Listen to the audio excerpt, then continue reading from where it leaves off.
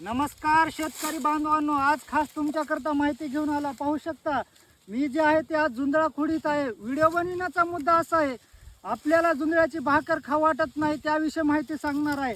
आपण जर जुंधळा कापला तर किमान 2-3 दिवस वावरावर जुंधळा पडलेला पाहिजे.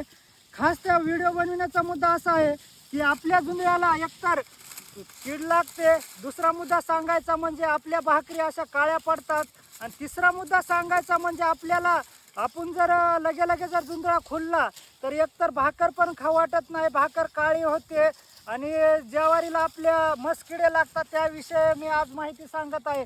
तर आपण जुंधळा वावरावर 2-3 दिवस पाडून ठेवावा.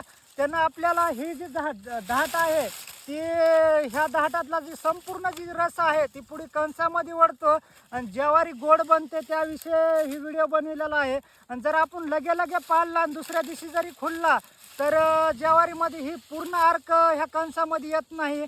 तर आपण सर्व शेतकरी बांधवांनी 1-2 दिवस आपण जुंधळा पाडून ठेवावा, त्याचा जास्त फायदा आहे. आणि पूर्ण ह्या झाडामधला जी रस आहे ती आपल्या ज्वारीमध्ये येतो. हे अशीच आपल्याकरता शेतकरी बांधवाकरता मी नवीन माहिती घेऊन येतो. माझ्या चॅनलला लाईक सबस्क्राईब करा. जय हिंद, जय महाराष्ट्र.